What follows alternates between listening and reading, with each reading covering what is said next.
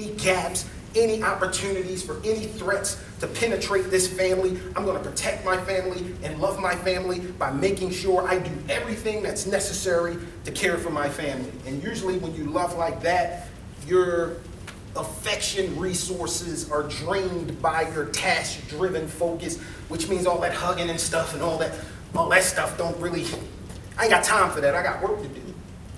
All right? Now, if you're with a partner or you're in a relationship with someone who experienced love by touch and being totally present with just me, no work, because work doesn't feel like love to me.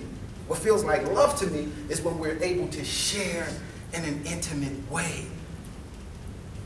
That person, if you're in a relationship with an active service person, is always going to be trying to negotiate that language. Y'all follow me? Mm-hmm. Same thing happens in families. Usually the hierarchy within the family determines the language of love that will be passed down in the family. Usually the heads of the family will be the facilitators of determining the mechanism by which love is exchanged, given and receiving.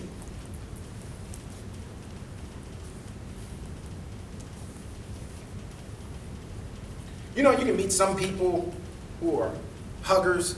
Other people don't like hugging. Y'all ever seen that? Yeah. Some families always hugging. Hey, baby, make me a hug. You come home with your friend. Hey, baby, come make me a hug. I was like, why you don't know? Then some people may walk in that environment like, whoa, whoa. I don't really hug people like that. You know what I'm saying? Like, it's different. Track your own family's language of love and see how it's influenced your language. What I'm saying is love is the most important element. When you are observing your clients in context of family and trying to determine what is the most appropriate mode of intervention, what I'm suggesting to you is a great place to start is by observing this family's communication patterns and how they exchange love.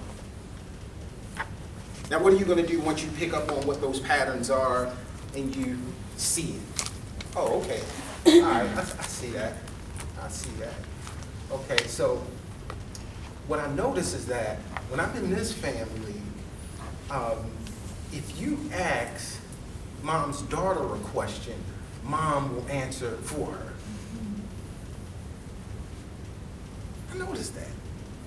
You know, mom has a tendency to speak on the behalf of her daughter when her daughter's asked a direct question.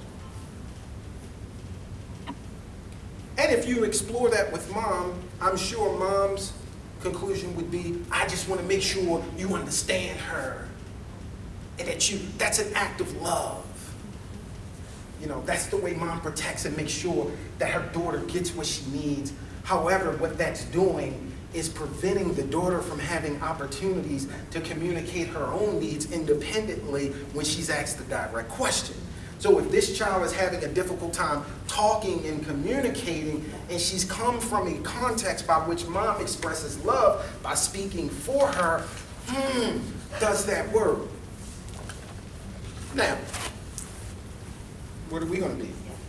Mirrors. Reflective. Mom, I notice every time I ask her a question, you answer on her behalf. Oh, no, I don't want.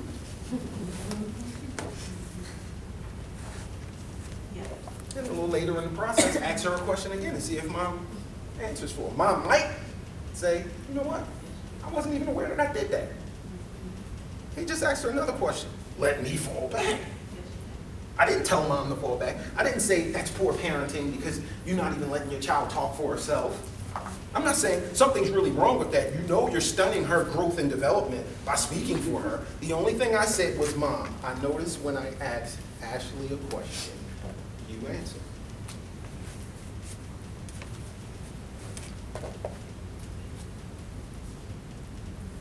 I haven't even gotten through a third of what I wanted to cover today, but I'm at the end of my time. And this is going to take more time. It's going to take more time than I anticipated. So, we have elements of family structure. We will not get to the awareness wheel today, but I will pick up with the awareness wheel when we get together next week. Elements of family structure. Give me your feedback. What are your thoughts about what we talked about today? What are we doing? I think it was very helpful. It helps you see that instead of, giving your opinions and stuff, you should just mirror back exactly what, they show and just let them decide if it's working for them or not. Yes, that's true empowerment. Mm-hmm. Yeah, that's empowerment. It's probably well, I don't know what the other two elements are, but it seems to be the most present with the families that we provide services to. And that's good, Ina. I'm glad you picked up on that. And it just reminded me, well, I do want to make sure that we understand that this information is being provided so that you can share it with our counselors who are on the front line with our family. Everything that we're doing here is really my attempt to ensure that we have a baseline. And that our counselors are receiving through their supervision, through our interactions with them as we support them with crisis intervention, as we are just simply responding to their requests for support, guidance, and direction. I want to ensure that we have the appropriate tools to share with them as we are providing oversight and leadership for them. And that's the real key feature of why we're doing this. I also want to remind, how many groups we break down into? 3 or 4? 4. Anybody here in group 4? I think maybe we did 3 groups. Do you remember your groups? 2 weeks ago, listen. Three groups of 4. You in my group?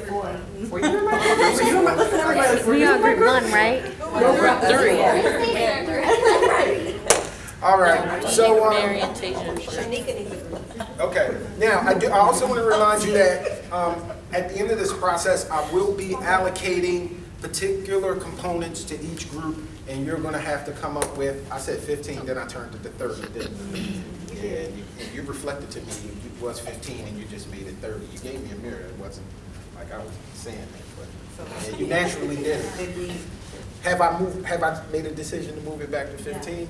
Not quite yet. But I'll be more clear about it as we go forward. But yes, so your groups, I'm reserving the right to not make the group assignments until we come toward the end of all of what I want to share. That way you have everything, and then when you do your group work, you have a wealth of information to work with. So that brings us to the end of the presentation today. We will be back here next Wednesday at 11 a.m. to continue in the series. Thank you.